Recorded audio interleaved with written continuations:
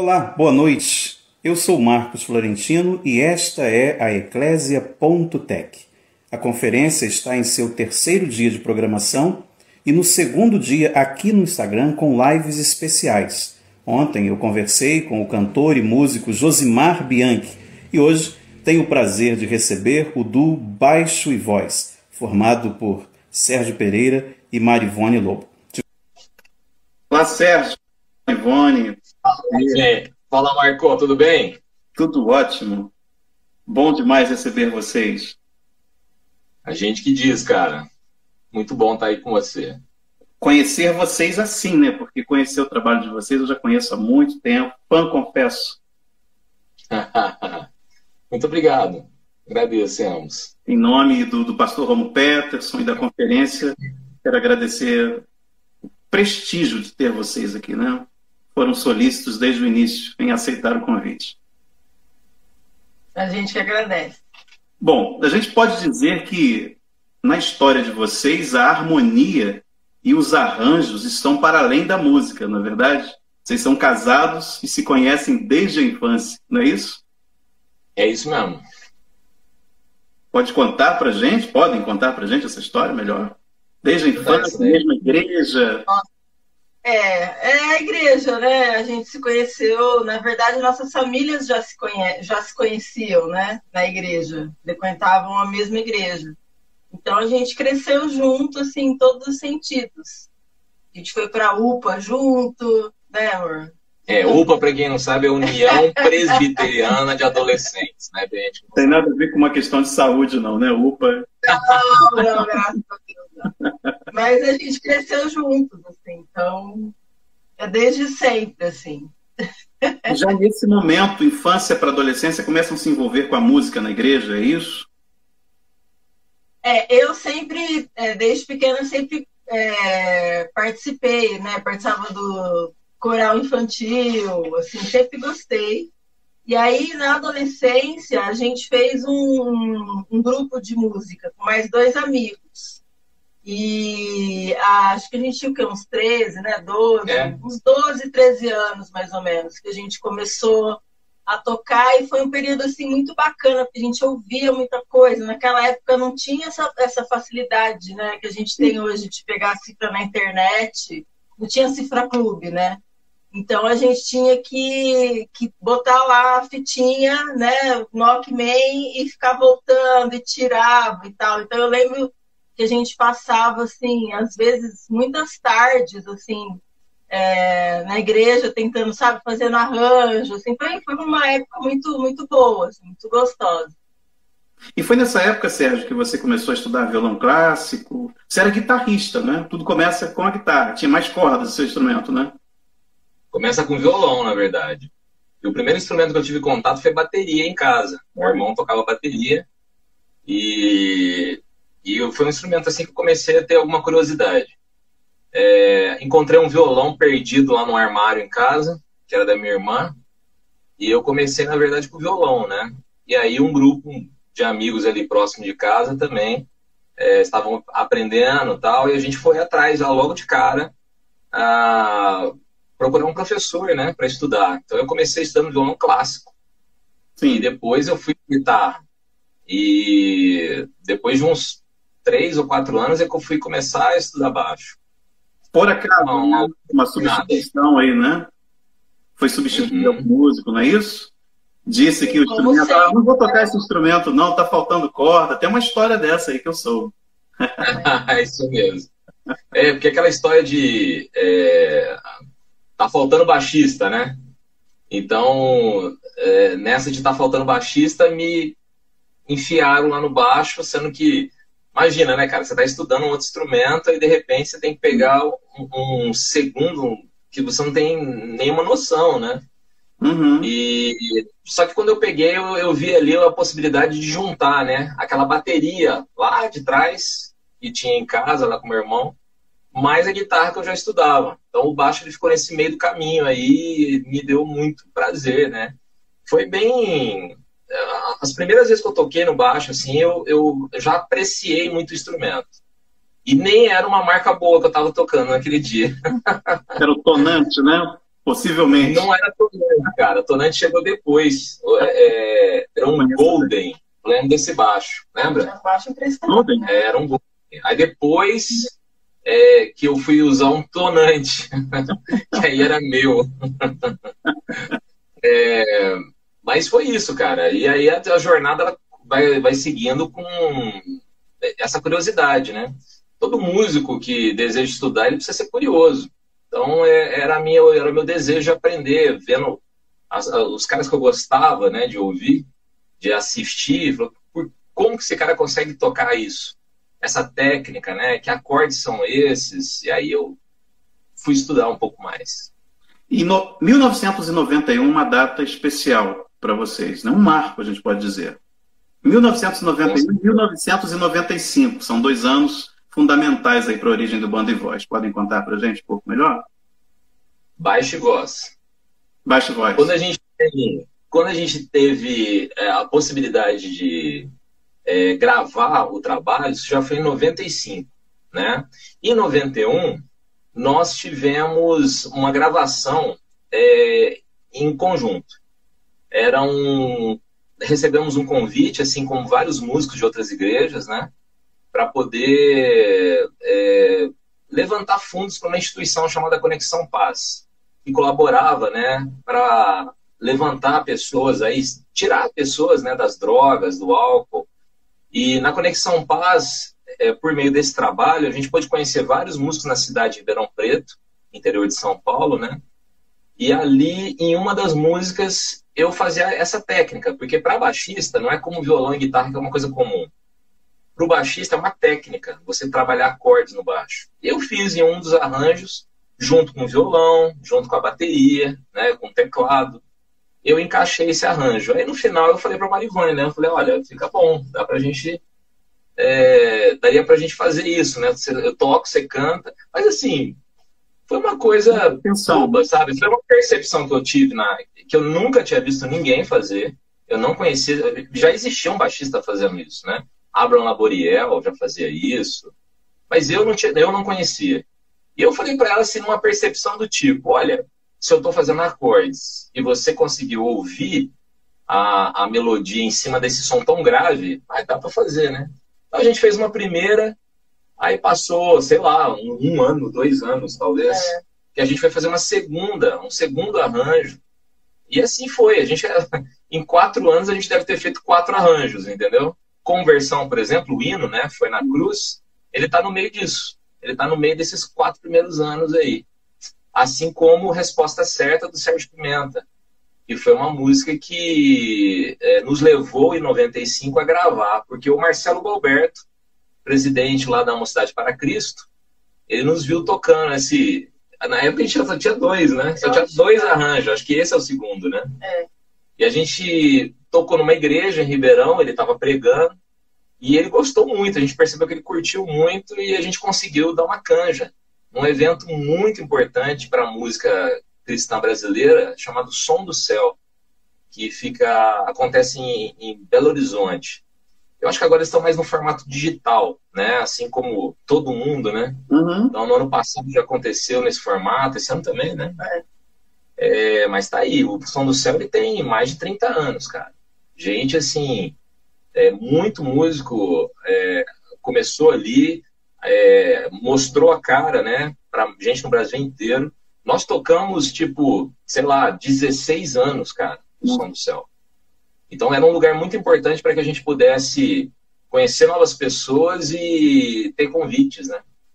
Então é isso, 91 e 95 tem a ver com essas datas-chave aí. Ok, foi nessa primeira participação do Som do Céu. Eventos, né? Eventos-chave. Foi nessa primeira participação que vocês gravam, então, o cassete com 8 músicas. Cassete que não está disponível em formato digital, né? Diga-se de passagem. Não. Nós fizemos uma live comemorando 25 anos do cassete, né? Porque, cara, independente da gente achar que aquilo tem alguma qualidade de som, né? Porque a questão é essa, né? De som, algum arranjo ali que a gente não aprecia tanto assim, uma escolha de tonalidade, né? Para Marivane cantar. Independente disso, é motivo de celebração. Porque é um momento que nós hoje temos consciência, inclusive, que foi um trabalho pioneiro.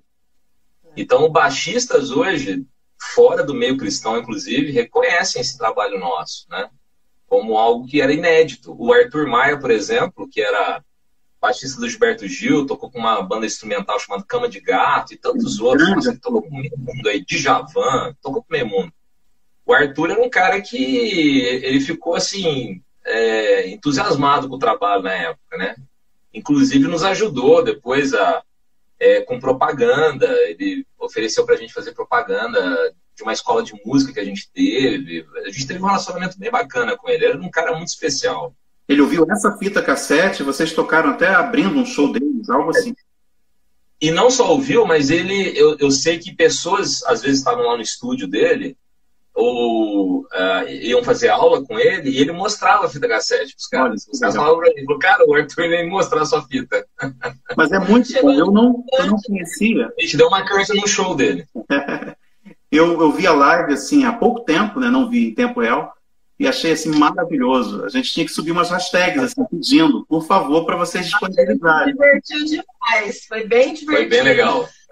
E fora isso, a gente encontrou o cara que gravou, né?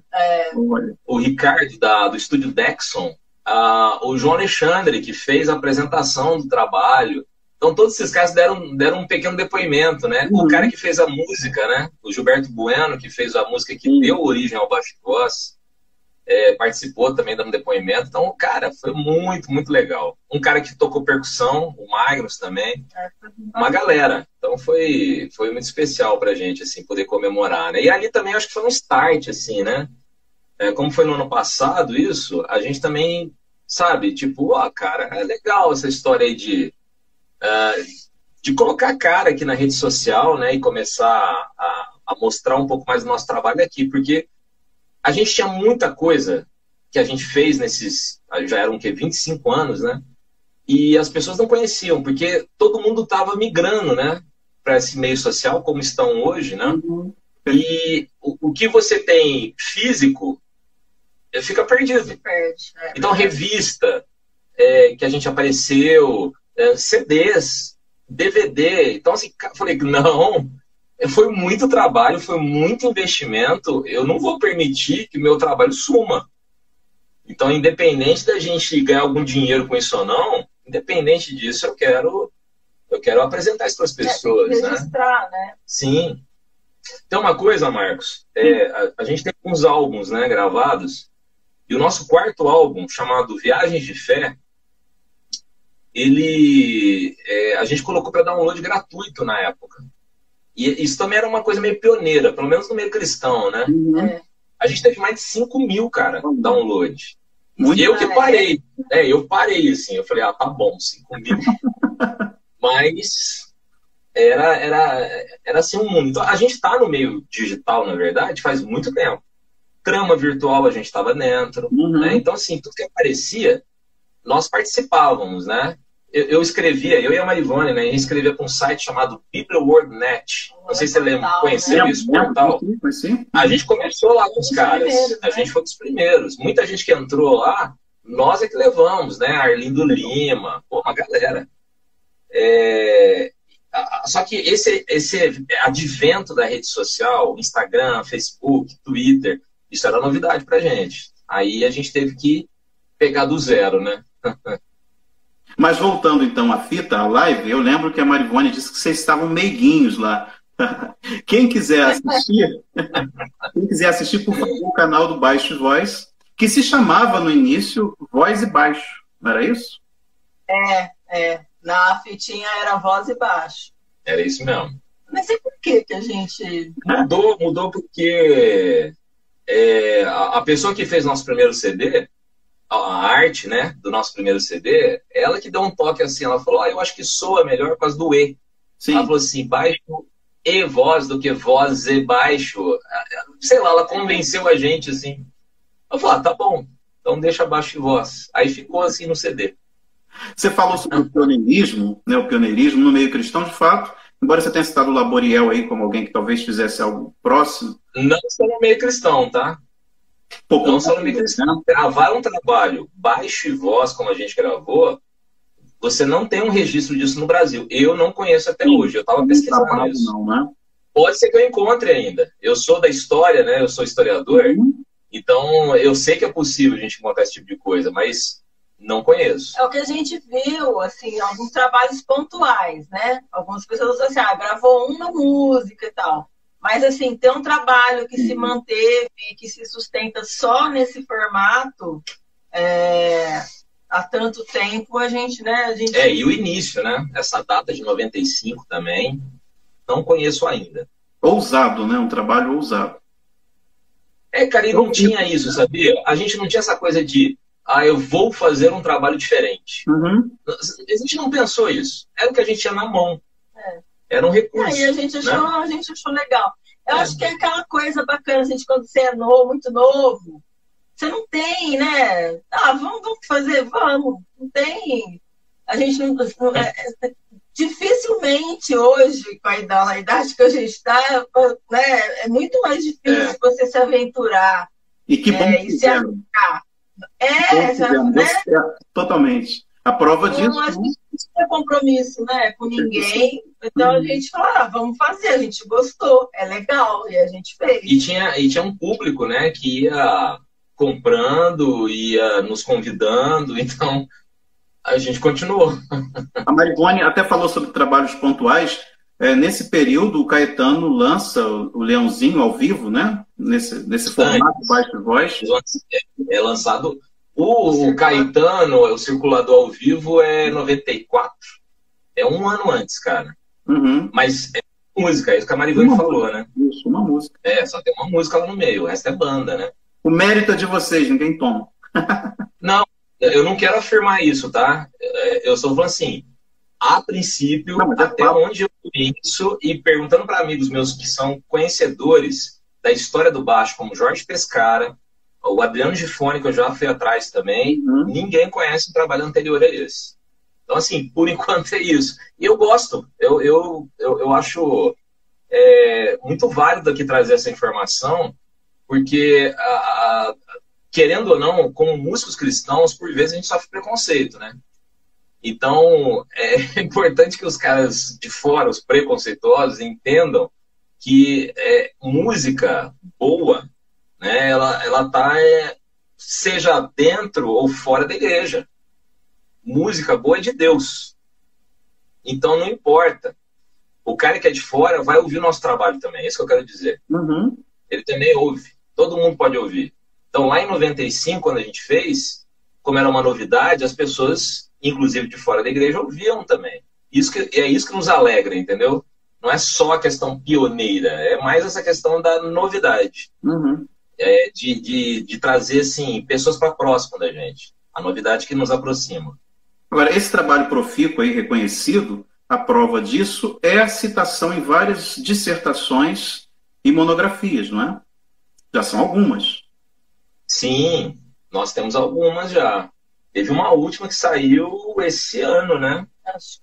Do Davidson. Teve uma do Davidson, de mestrado, que inclusive ele escreveu ali justamente essa questão relacionada com o possível pioneirismo. A dissertação dele é sobre música cristã, assim, em outros aspectos, tá? Então, no meio do que ele está falando, como ele citou o baixo e voz, ele fez uma nota de rodapé, e ali ele cita essa questão aí do pioneirismo. Ele falou assim, olha, nessa data, possivelmente, foram eles que fizeram um trabalho solo, assim, né? Antes deles tem o Caetano e tal, mas como uma música só. Agora, há um trabalho monográfico específico que versa sobre o seu arranjo para Sapato Velho, não é isso? Isso. Eu gosto de falar que os arranjos da gente são em conjunto, né? Sim. Então, na verdade, a monografia ali do João Ferreira é uma monografia sobre o meu trabalho como baixista, mas como o foco no arranjo de Sapato Velho, é nosso. Então, na verdade, é do Rosa aquilo, né? Ok. Cara, foi uma honra tremenda. Esse cara, que é da UFO, né? Universidade Federal de Uberlândia, quando ele entrou em contato, ele não falou nada que ele ia fazer isso. ele só fez uma entrevista, como eu já tinha dado algumas já, né? Sobre baixo, fez um monte de perguntas sobre baixo e tal.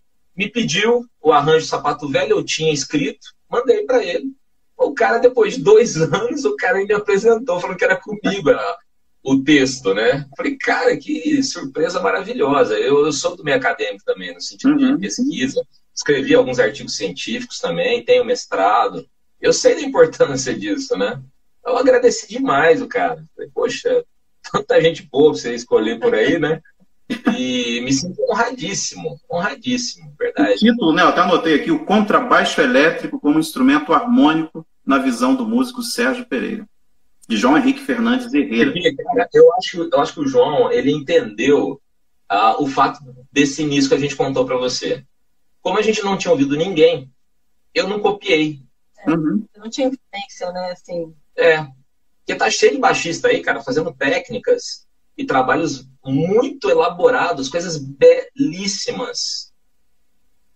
Mas eu não peguei esses caras para fazer alguma coisa parecida. Então eu fui juntando essas informações.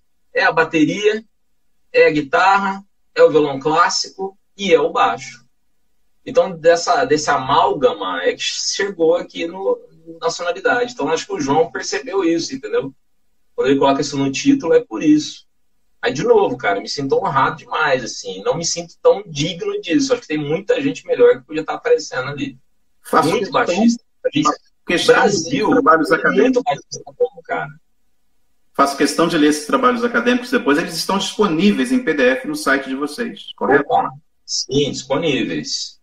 O Zazo tem uma dissertação citando uma carta que a gente escreveu, que era ligado aí com o álbum Viagem de Fé, né? Era uma carta crítica nossa, porque a gente também assim se envolvia nesses assuntos, né, relacionados com a questão do preconceito, né, contra músico cristão, o fato da gente ser músico cristão e do lado nós temos artistas que são católicos, da Umbanda,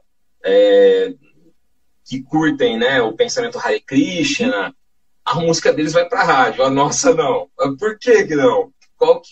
Deixa eu entender o que está acontecendo.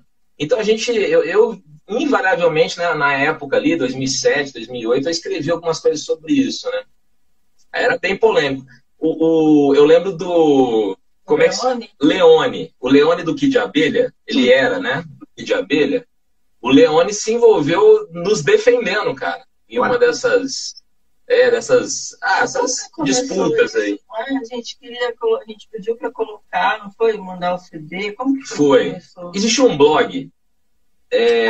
Um que tenha. Um que tenha. Era um blog muito bom, cara. Eu tinha ouvido muita coisa boa lá. E aí tinha muita coisa brasileira. E aí eu mandei. Pegamos nosso álbum de sonoridade, era o álbum, ainda um dos álbuns que eu mais gosto, né? O álbum de 2008. E eu mandei para lá, falei, olha, se puder divulgar, a gente mandava para esse cara, ele colocava. Aí ele fez uma pergunta, cara, acho que eu já estava ouvindo umas coisas do tipo na época, eu fiquei muito chateado, o cara mandou assim, ok, mas tem conotação religiosa? Puxa. Eu falei, tem, tudo tem, né? Então, assim, para o ateu, Deus está aqui na cara dele. Então, para ele também tem. Para ele negar. Então, está aqui. Deus não sai do centro. Ele está sempre aqui.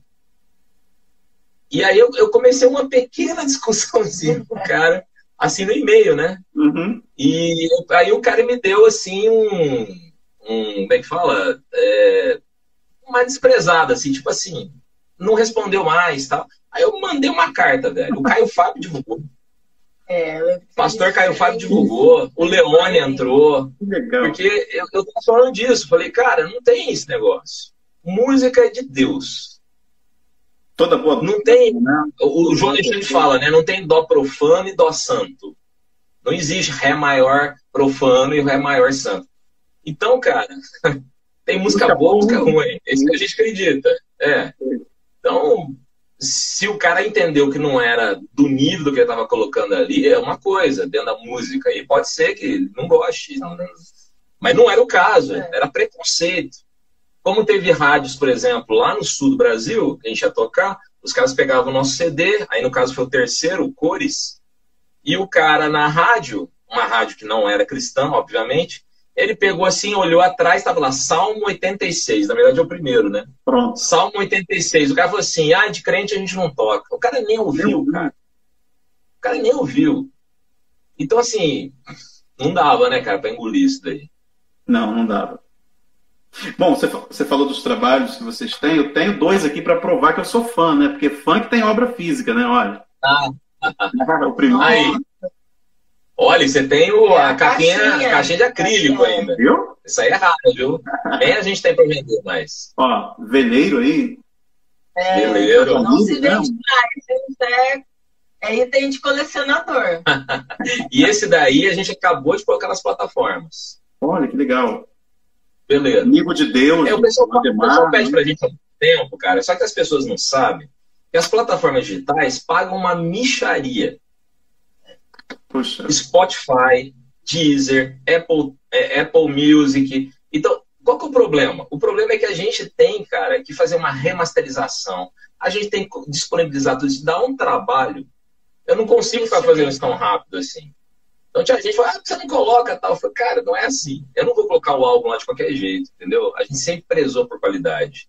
Dentro das nossas possibilidades, era o melhor que a gente podia fazer. Eu nunca deixei de fazer isso, né? Nós dois. Então, o Veleiro entrou assim. Quem fez a masterização, como desde o DVD tem feito, é o Homero Lotito, que é um dos magos aí da masterização no Brasil. É o cara que trabalha com a Mônica Salmazo, o Grupo Pau Brasil, Ginga, esse nível do cara. Falei, não, eu prefiro pagar o valor que eu acho justo para um cara desse. Eu não vou colocar na mão de qualquer um para fazer esse trabalho. Para nós é muito dispendioso o tempo que a gente gasta, né? O quanto que a gente investiu financeiramente também. Então, vou colocar nas redes, o negócio vai para o mundo. Tem gente no mundo inteiro ouvindo, cara. Falei, não, vai ter que ter qualidade. Então, espera. Eu tô nessa hoje, né? A gente tá pensando assim, vamos esperar, tem a grana, já tem o investimento, agora a gente coloca. Então tá faltando um, viu, Marcos? Tá faltando esse primeiro que você mostrou aí. Esse não entrou ainda. Os outros estão. A gente tem que fazer o contrário. Flores, Viagens de Fé, todos os outros. Já estão. DVD ao vivo, né? Também tá lá. Singles, né? Os cores também. Singles. Os singles também. São 2 singles? 4. 4 singles. 4 singles. Velho Mar. E tem um que foi uma surpresa pra gente ali. Que foi uma colagem, um collab, né? Que o pessoal fala, né? Com o Paulo Nazaré. Uhum. O Paulo, assim, ele tem muita gente que ouve ele, né? Mas, assim, querendo ou não, é uma colagem, né? Então, a gente pegou uma música, uma versão dele e acrescentamos baixo e voz. E, cara, lá no Spotify, pelo menos assim, já tá passando as nossas já. Né? É impressionante. Então, o Paulinho, ele tem muita gente que ouve, é muito legal isso, né? Bacana, até pra gente também, conhecer o nosso trabalho, né? Eu tenho esse aqui que tem a participação de vocês, né? Que é o Tributo às Amigos. Onde você está... Esse eu gosto muito, cara. Você gosta? Você também? Tem o do Pimenta. Você tem o Pimenta também? Esse eu não tenho em formato físico aqui, mas conheço. Aliás, Pimenta está na obra de vocês sempre, né? Desde o início mesmo. Né? Verdade. Sempre. Inclusive, Inimigos. Você sabe quando né? Milker? Perdão. Vocês fizeram, não é isso? Inimigos? Eu tive a impressão dessa informação. Eu acho que sim. Acho que sim, né? De gravar. O João, você vai encontrar uns vídeos dele por aí e tal, mas eu acho que ele não gravou, não. A gente conheceu a música através do João Alexandre. Mas ele mesmo nunca gravou. No primeiro trabalho que eu estou vendo aqui, do Pimenta, vocês têm o Salmo 86, Inimigos. Resposta certa. Resposta certa. Mas só muito, né? Nascer do Sol também. Nascer do Sol é da fita cassete. Da fita, verdade. Não foi pro CD. A fita cassete que um dia virá para o formato digital, não é isso? Difícil. Essa eu acho difícil. E é porque aí, cara, o trabalho é muito maior e nós não temos não tem o original. O original. Né? Sim. para poder pegar, por exemplo, vamos separar, né? Separa a voz, o baixo, percussão, que tinha umas faixas com percussão ali. Uhum. Não dá. E aqui no veleiro do Pimenta vocês têm, é preciso, na parceria com o Caio Fábio, nenhuma Isso. só essa. Acho que são. É isso. Em 2012 vocês lançam o DVD e o CD também, não é isso? Teve um financiamento coletivo ali no processo. Podem falar um pouquinho do DVD? As participações que o Duca tocou também. Isso foi um negócio bacana, que também é uma coisa que não tinha muita gente que fazia, assim. Em 2012, a gente gravou em 2011, né? E foi lançado em 2012. A gente gravou em outubro de 2011. Então, assim, em 2011, essa coisa de financiamento coletivo estava surgindo, assim, começando. Não era algo muito comum. E, mais uma vez, a gente falou, não, vamos fazer, vamos encarar isso daí. E deu muito certo, foi muito legal. A gente levantou 130%. Olha. Foi muito bacana. Foi muito legal, muita cara. expectativa. E na época era acho que a plataforma nem existe mais. O Face, ele tinha o Mobilize. Pelo Facebook. E foi perfeito, assim. A plataforma tranquila, né, de trabalhar. Uma pena que eles pararam. O Mobilize era bom. O Obama, ele usou o Mobilize. Olha só. Que legal. Muito e legal. nesse DVD a gente teve a participação do Duca, né, do G3, e do Marcelo, do Resgate, né? Bem rock and roll vocês aí. Exatamente. Que tem a ver com o passado DVD, do Sérgio, né? Eu fiquei pensando. Oi? Tem a ver com o seu passado, né? De ouvir bastante rock and roll, não tem? Então, isso que eu ia falar agora, cara. Na verdade, eu não fiquei ouvindo Resgate nem o Oficina G3, não. Na verdade, vou falar real aqui, porque esses dois caras, o Duca e, em especial, o Marcelo, eles chegaram próximo da história do DVD. Então, o Marcelo do Resgate, em especial, foi um amigo, cara, muito importante na nossa mudança, né? De Ribeirão Preto para São Paulo. Foi um cara que deu muito apoio. Ele era meu aluno, né? Eu falava para ele, Marcelo, já toca, você vai fazer aula do quê, cara? E a gente virou, assim, ótimos amigos, né? E o Duca também eu conheci nesse caminho. E aí eu fui conhecer um pouco mais o que era a Oficina G3, a qualidade dos caras, o que era a banda Resgate. Eles estavam lançando, cara, o álbum que eu acho que é o melhor deles, que é o... como é que é? Não sei o que é novo. Como é que chama, gente? Tem um carro vermelho na capa. Sei. Sei qual é. Sabe qual que é, né? Alguma coisa nova ali, enfim. Esse álbum, cara, tem uma qualidade de arranjo, de som, de composição que é impressionante. Então, assim, me deu uma despertada também com a questão da música gospel como um todo, né? Porque, como a gente vinha da MPB cristã, é uma outra aula. A turma do gospel não tocava no Som do Céu. Uhum. Como a gente também não participava de SOS da Vida, esses eventos que eram relacionados com eles, né? Então a gente não tinha contato, cara. Então foi muito legal conhecê-los, porque, inclusive no campo musical, quebrou umas barreiras com isso, entendeu? Então foi muito importante chamá-los, na minha opinião, para o DVD, porque era um momento nosso ali de fazer essa união. Então, assim como tinha os dois, tinha o Estênio Márcios também. Tinha o Paulo Nazaré, que é um cara novo, né? Que estava pintando ali. Ele ainda fazia parte do Crombie, que era a banda dele, né? Então, a nossa opção para esses caras foi isso. Era juntar toda essa informação que tinha a ver com a nossa vida, mas tinha a ver também com a música cristã no Brasil. Ok. E Lenine, onde entra na vida de vocês, na história de vocês? Olha, entra até ontem que eu estava ouvindo uma entrevista dele com o Nelson Faria, recomendo a todos aí, que foi uma ótima entrevista. O Lenine é um dos caras, eu acho, que mais representam a música brasileira, cara. Se você quer uma síntese, você fala assim, se viesse um gringo pra cá e falasse assim, eu quero conhecer música brasileira, eu apresento o Lenine. Porque o cara mistura o que tem de mais tradicional com rock, com música eletrônica, com música, com detalhes da música clássica.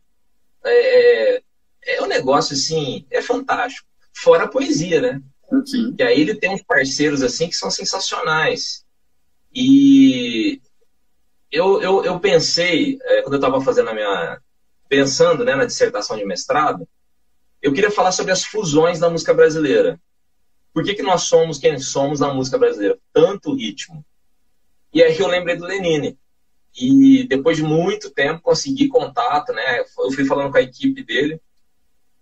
E como meu orientador era um cara muito importante na história do Brasil, que é o Arnaldo Daray Contier, um cara que estudou muito os modernistas, um cara de muita moral no Brasil. O Arnaldo Daray Contier foi o cara que fez com que música tivesse uma cara de ciência no campo da história da música, né? Então ele é respeitadíssimo. Como ele foi meu orientador, essa bola que eu cantei lá para a equipe do Lenine, aí os caras já ficaram mais espertos. Opa! Então esse cara é legal, né? Por estar associado, né, com o trabalho aqui da dissertação. E aí, cara, foi muito legal, porque o Lenine me concedeu 2 entrevistas. Tá aqui guardadinho, ninguém tem isso. 2 entrevistas sobre assuntos variadíssimos, assim. Um cara que sabe muito bem onde ele quer chegar. E quem é ele na música. Então, ele sabe, assim, juntar os elos todos, sabe? Um cara sem preconceito, e que conhece muito bem violão também. Não só composição ou canto, né, que ele aparece tanto. Enfim, cara, a dissertação foi isso. Era sobre música brasileira e eu, como funil, eu caí no Lenine. Lenine é predatória brasileira, o conceito de antropofagia cultural. É esse o título? Ah lá, antropofagia é por causa do meu orientador, né? Porque a antropofagia é um conceito que vem dos modernistas. Perfeito. Disponível também lá no site de vocês? Também disponível. Teria o maior prazer da galera entrar lá e ler. Inclusive, no final da dissertação, eu peguei um álbum, né, que eu foco um álbum chamado Na Pressão, que era o álbum assim, que ele teve praticamente 90% das músicas de sucesso. Paciência, a própria música Na Pressão e tantas outras. No final, eu peguei as músicas e escrevi elas, né? Coloquei cifra, porque não tem nada disso escrito do Lenine, né? Uhum. Então tem lá a melodia, tem a cifra e tem uma análise nas músicas. Então quem gosta, aproveita muito. E eu tô lembrando aqui quem fez, ó, só para não esquecer o nome da pessoa, o Diego Sangalli que fez essa transcrição das partituras para mim. Foi muito importante na época, eu tava aqui assim, maluco, e ele que me ajudou. Eu sou fã do Lenine, só não tem foto com ele, né? Porque fã tem que ter foto, né? Não tem essa coisa. Mas tem algumas fotos em frente à casa dele. Eu tenho tudo, assim, de álbum, DVD, foto. Mas eu tenho algumas fotos em frente à casa dele, no bairro da Urca, onde ele mora. Sempre que eu vou lá, tem algumas. Num certo dia, eu fui, assim, e quando eu estava na esquina, ele apareceu, assim, no portão, entrou numa van, foi para algum evento. Por pouco, alguns minutos. Ah, que legal. Me separaram do Lenine. Um cara especial, cara. Ele transparece isso, né? Essa gentileza, além de toda a profundidade dele musical, como você já mencionou. Isso. Bom, lá no site de vocês, estou frisando aqui a questão do site, os downloads. Além das dissertações, dos trabalhos acadêmicos, também as revistas especializadas em música e em contrabaixo, é possível ter esse acesso, né? Cifras... assim, mais especificamente sobre entrevistas nossas, né? Porque eu escrevi durante uns 3, 4 anos para revistas como Best Player, Cover Baixo, mas isso eu não disponibilizei no site, assim, né? Aí eu tenho colocado às vezes no Instagram, no meu pessoal, eu tenho colocado no canal que eu tenho no Telegram também, chama Acordes no Baixo, gratuito. Então, aos pouquinhos eu tenho colocado lá esse material também. Cifras, então, aí o pessoal tem que dar uma migrada. Como? Songbooks, né? As cifras e partituras do trabalho de vocês também estão por lá. Isso, aí sim. Aí está lá disponível também. O pessoal que compra um livro chamado Harmonia e Baixo, tem lá um download para fazer também dos exercícios. Tem algumas coisas ali. Por falar em livros e publicações de vocês, Marivone também tem um livro publicado na área do canto, né, Marivone? Porque quando a gente casou, a gente teve uma escola de música, né? Em São João da Boa Vista. E aí eu comecei a dar aula de canto. E na época também não tinha muito material disponível, assim, de canto popular, né? A gente tinha até alguma coisa mais para o canto lírico e tal. E aí eu senti a necessidade de ter algum material para trabalhar com os alunos. Então eu acabei fazendo uma apostila basicamente para poder dar aula, né? Para ter um material para os alunos estudarem também. Ok, eu anotei aqui técnica vocal para iniciantes. É isso mesmo? Isso. E o Sérgio... Tinha. Oi? Tinha os exercícios. Vinha com áudio também, os exercícios. E os seus livros, Sérgio? Acordes para contrabaixo, que agora acordes no baixo, é isso? Corrija-me se eu estiver errado. Tudo. É porque o Acordes para Contrabaixo, ele nasceu apostila. Ah, ok. Aí a editora Irmãos Vitali, Sim. que é mega tradicional no Brasil, comprou, adquiriu, ficou com ele 10 anos, e aí eu consegui retomar. Então, para não ficar essa confusão, às vezes, né, eu resolvi mudar para pegar um novo ISBN, e aí eu troquei o nome. Então, virou Acordes no Baixo e até associando com o meu curso também, né? Uhum. Agora, é um livro, cara, diferenciado. Ele não foi relançado ainda, não. Ele está agora em setembro. A novidade aqui, então, para entrevista, né? Até o final de setembro ele estará disponível. E tem um lance legal ali que as pessoas vão poder ver os exercícios comigo tocando. Uhum. Literalmente, com vídeo. Maravilha. Então, esses vídeos eu estou preparando, né, para que o livro ele seja o mais prático possível. Beleza, em primeira mão aqui, então. E tem um outro livro que é O Músico Profissional, Conselhos e Ideias para a Carreira. Isso. Com prefácio do senhor Nelson Faria, que tem lá o programa Um Café Lá em Casa, né? É um cara que tocou com o João Bosco, tinha tanto trabalho bonito pra caramba aí na música instrumental. O músico profissional é uma compilação assim, daquilo que eu fui aprendendo, né, ao longo dos anos e vendo também outras pessoas. E no final das contas eu chamei alguns caras, né? Tó Brandileone do Cinco a Seco, o Pena Schmidt, que foi produtor musical de vários caras aí, Paralamas do Sucesso, alguns baixistas, Benjamin Taubkin, que eu acho que é um dos grandes músicos desse país. E esses caras escreveram comentários sobre determinados assuntos. Então eu fiz assim mini entrevistas com eles e dei recortei, né, para poder encaixar no livro, fazendo associações com composição, o meio profissional, o que um baixista precisa, educação, o que o cara precisa fazer para poder se tornar profissional. É um livreto, cara, mas ele é denso, ele tem bastante informação. Tanto é que o Faria resolveu até fazer o prefácio, né? Vou perguntar agora para a Marivone sobre o baixo. Que perguntar para você é redundância, né? Agora, lá na live dos 25 anos, eu percebi que vocês iam comentando, se divertindo, porque vocês nunca mais tinham ouvido a fita, e a Marivone fazia observações sobre os solos e tal. Como é que é esse seu apego aí pelo som do contrabaixo, Marivone? Nossa, eu não sei nem te falar. Sabe que eu estava ouvindo rádio outro dia, né? E aí eu tava ouvindo, eu não lembro agora o nome, mas é uma música muito assim, anos 80, assim, mas que tem um baixo, assim, aí eu comecei a pensar, falei, caramba, eu sempre gostei do som, da sonoridade do baixo, assim, sabe?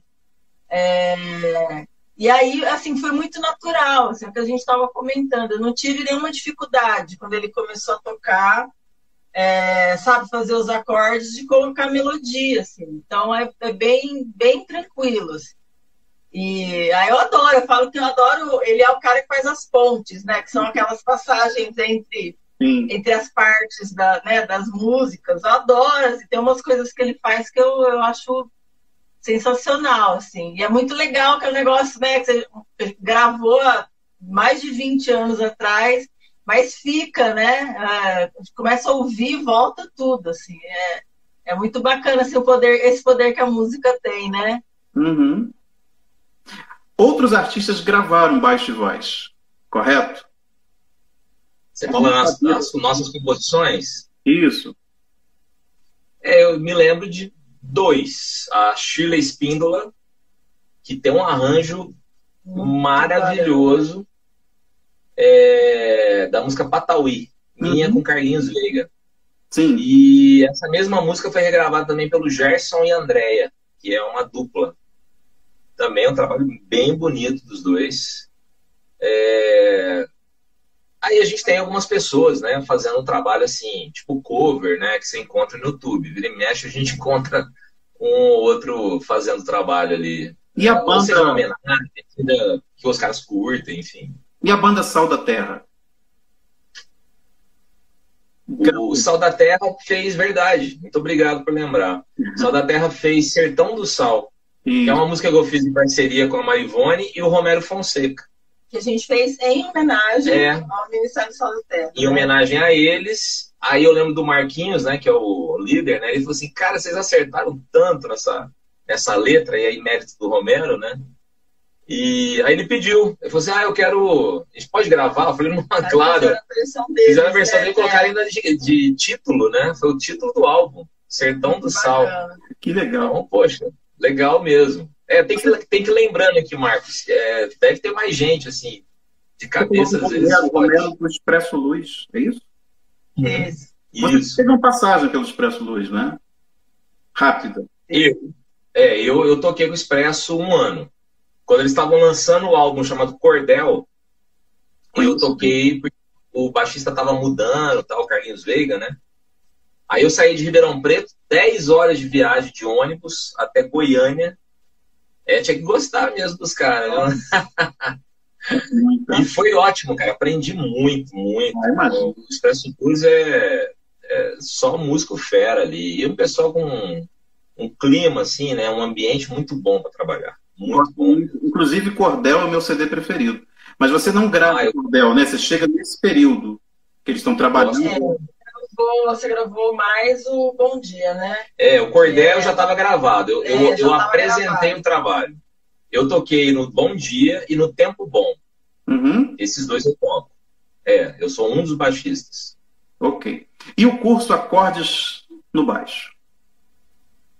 Cara, esse aí é o meu xodózinho hoje. Eu tenho investido no curso desde dezembro, né, do ano passado, pensando nesses anos todos de aula que eu trabalhei, né, com milhares, literalmente, né, milhares de alunos. Então, como é que eu podia condensar tudo isso, né, o livro, né, Harmonia e Baixo, como é que eu podia pegar tudo isso e colocar em vídeo? E aí eu fui gravando os vídeos, eu tinha uma preocupação tremenda, né, para não ficar, sabe, vídeos longos, né? Porque não é uma aula que eu tô com um cara na minha frente, de 50 minutos, né? O cara tá na casa dele, ele liga, ele tá vendo no celular, cara, ninguém aguenta hoje em dia, né? Ficar lá com um vídeo longo. Então eu demorei pra caramba, cara, pra gravar. Porque primeiro, eu não queria ficar lendo o que eu tava falando. Segundo, eu não queria que ficasse extenso. Então eu fiz vídeos de 4 minutos, 6 minutos, explicando às vezes conteúdos que são complexos, da melhor forma possível. Eu espero, né, que eu esteja ajudando todos os alunos que compraram o curso, porque desde abril eu estou vendendo e graças a Deus teve uma procura grande. Eu estou agora num processo, Marcos, de fazer uma mudança. Processo não, já mudou essa semana. Nós migramos para um formato chamado assinatura. Antes o cara comprava o curso fechado, né? Agora o cara pode comprar em modalidades diferentes. Mensal, trimestral, semestral, anual, com outros benefícios. Agora tem uma comunidade no Face também, para tirarem dúvida, aulas ao vivo, enfim. É um pouco do baixo e voz que está ali, né? Porque não é só um pensamento para o baixista que vai acompanhar uma banda. Então tem o meu trabalho ali relacionado também. Tem tudo isso ali. Então, por isso que eu falei, né? É o que tem eu me tomo um tempo grande hoje, mas com prazer. É algo que eu gosto bastante de fazer. E lá está dito, do zero no baixo até a análise harmônica. Essa frase a gente vai mudando, né? De tempos em tempos a gente vai trocando. Se você entrar hoje, você já vai ver que tá lá, tipo, harmonia no baixo em 30 dias, alguma coisa assim.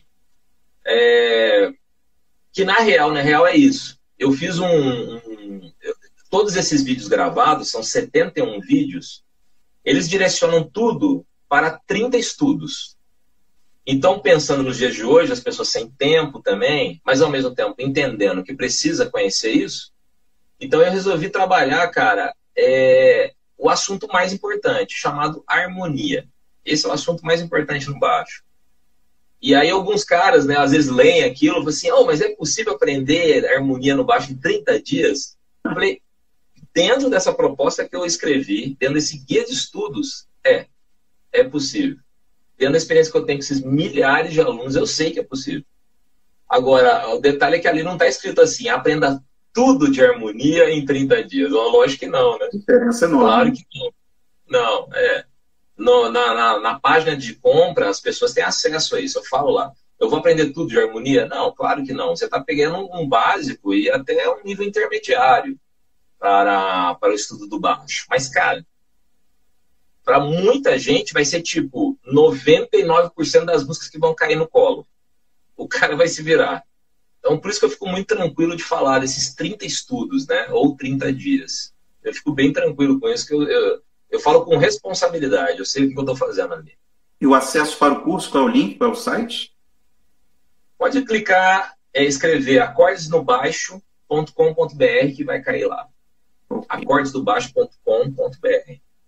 Olha, a Gisane está aqui dizendo que conheceu vocês pelo site da Veroshop e que depois esteve no Nossa Música Brasileira 2012, parabenizando o trabalho de vocês. Valeu, Gisane. Poxa, que legal. Veroshop também foi uma iniciativa do... Como é que ele chamava? Joy. O Joy. O Joy é irmão dela. O Joy é irmão dela. Isso. Ele era da Bahia, né? Se eu não me engano. Um trabalho muito legal também, pioneiro, né, nesse meio cristão, e ele foi juntando uma galera ali. Uma pena que não teve uma continuação, cara, mas foi bacana. Isso, infelizmente, é uma coisa que a gente não conseguiu, né, ter no Brasil uma distribuidora, né?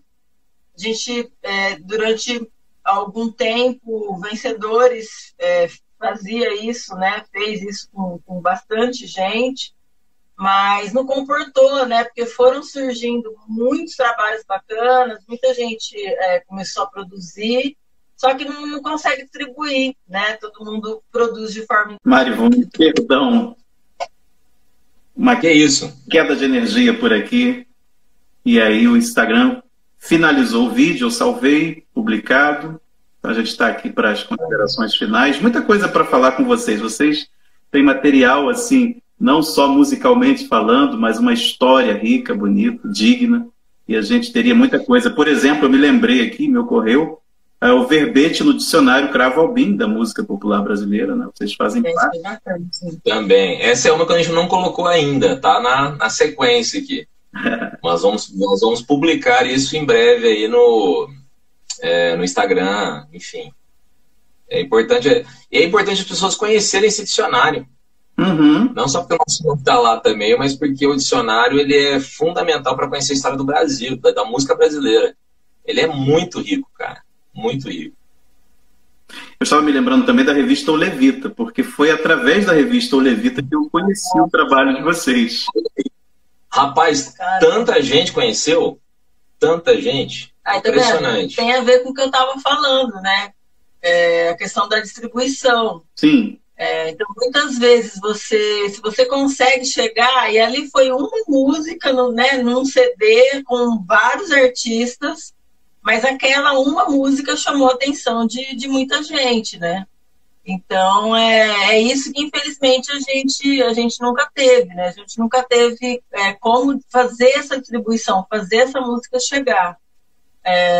E aí, hoje, a gente tem internet, tudo, mas, assim, a gente perdeu muito tempo. Se a gente for olhar para trás, e isso não tem como a gente recuperar, né? A gente consegue fazer, dentro da nossa possibilidade, a gente faz o que está ao nosso alcance daqui para frente, né? Gente, foi muito bom conversar com vocês. Você, Sérgio, falou sobre a sua formação. Você é licenciado em História, eu anotei aqui, especialista em Estudos Teológicos e mestre em Educação, Arte e História da Cultura, correto? Isso. E Marivone, licenciada em Música e em Pedagogia, certinho? Isso. E foi ótimo estar com vocês, conhecer bem de perto, né? Ainda não presencialmente, uma pena, mas ter essa oportunidade. Nós que agradecemos, Marcos. Você está vendo aí que tem uma galera aí que vocês estão fazendo entrevistas, fazendo o evento, né? E agradecemos mesmo a oportunidade de poder estar falando um pouquinho do nosso trabalho e chamar as pessoas para ouvir, né? Eu acho que o melhor lugar para eles conhecerem a gente, tanto no YouTube, aí no caso dos vídeos, como também nas plataformas, né? Acho que quase todo mundo tem acesso hoje, né? Inclusive dá para você ouvir algumas coisas ali que são de forma gratuita também. Spotify, Deezer, a Apple Music, Amazon Music, estamos em todas essas. Bate bosta on, né, mano? Com certeza. E tem gente que ainda quer, né, adquirir alguns físicos e tal, a gente tem alguns ainda. Não esse que você tem aí, da caixinha. Não tem mais. Esse eu não tenho mais. Aí para entrar em contato, como faz aqui ainda? Só entrar em contato. A gente tem no Instagram, no Face, no YouTube. Estamos aí, na área. Olha, minha Bezerra está aqui dizendo, obrigada, sempre bom ouvir Sérgio e Marivone.